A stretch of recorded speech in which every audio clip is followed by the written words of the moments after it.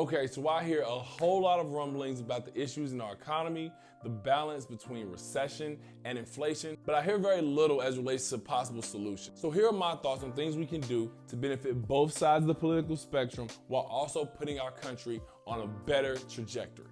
First, let me lay the foundation of my argument. In boxing, there's this old saying that goes, styles make fights. So it's not my argument that things are necessarily good or bad, but more so that when you balance the cost and benefits of some of these programs, that the costs tend to outweigh the benefits, especially when you're looking long-term for the health of our country.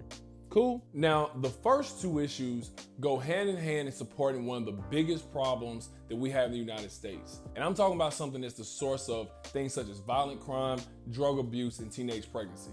And I would argue that while the problem is fatherlessness, the two issues are the welfare state and child support laws. And again, this is not to argue that welfare has not been of a lot of assistance to single mothers around the United States. However, it's me making the point that to incentivize young women to have children outside of wedlock and then to put up a paywall to make it more difficult for dads to take their children and families off of government assistance has caused more harm than good. And I would argue that child support is a constitutional violation. The Supreme Court did make a ruling that the right to direct care is protected by the 14th Amendment. Now, how can you say that you have the right to direct the care of your child if the state can tell you how to spend money on your child? Plus, child support legislation wasn't even introduced to help families. It was introduced to help the government because of the exploding costs of, guess what?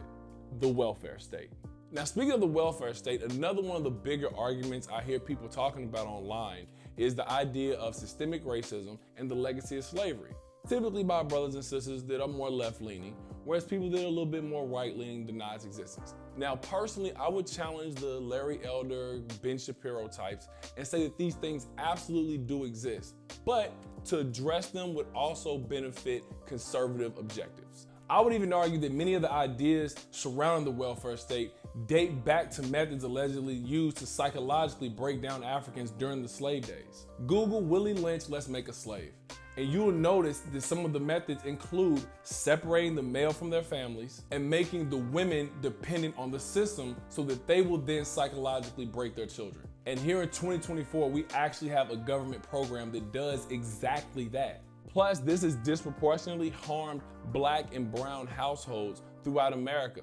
And the inflation that's caused by the money printing that we're having to do to keep up with the cost of these programs puts the idea of an American dream further and further away from the average US citizen. So I'm suggesting, as it relates to these specific resources and programs, we put them on a 20-year decline to zero.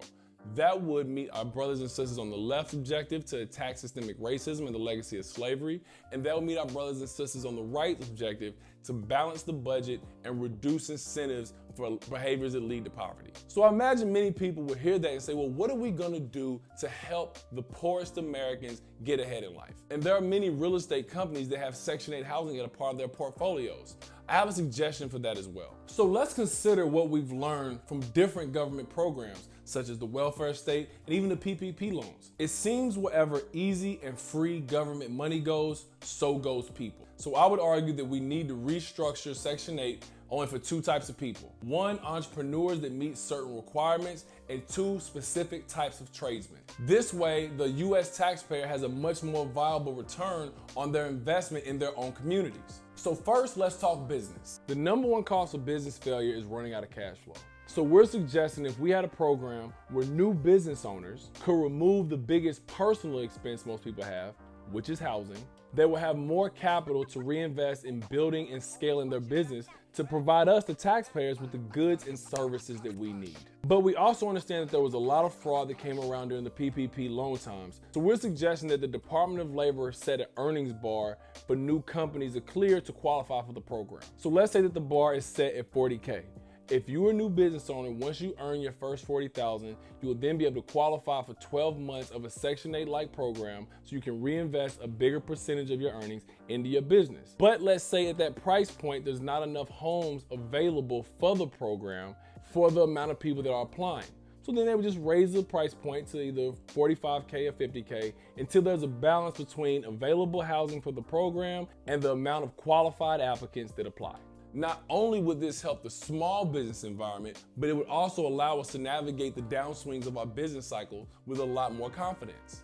As more mature businesses maybe take on too much debt or get away from their fundamentals, smaller businesses in that same market or the people who work for that same business will be able to start up a new organization, a more lean organization, and deliver those same goods and services to their market. Also, many of the biggest companies that support our major indexes, like the Dow Jones, the S&P, a significant part of what Alphabet, who owns Google and YouTube, and Meta, who owns Facebook and Instagram, what they do is support small businesses. So with more healthy small businesses, we'll be supporting the biggest companies in America that are keeping these indexes up where a lot of our pensions are.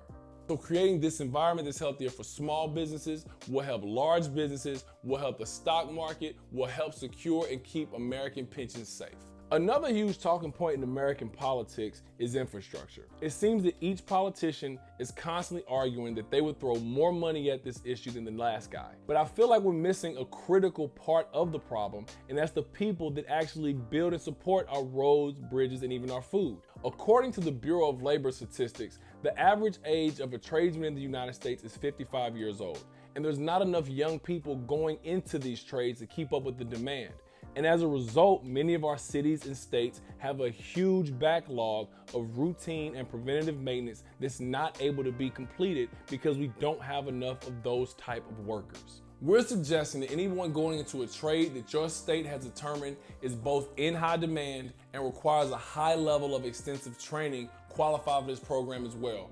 But we also think that the state should review these things every about 5 to 7 years. So for example, if your state has a high demand for people that bust tables, well, there may be a high demand, but it would not necessarily require a lot of extensive training to do that particular job. However, if you're in a state like Michigan where the Flint water crisis happened, or in Jackson, Mississippi where they had issues with their plumbing system, and you code for plumbers, over enough time, there's gonna be a surplus of people who can do that job. So it's our position that the Department of Labor offices in your state recode for a different career field after a certain amount of time.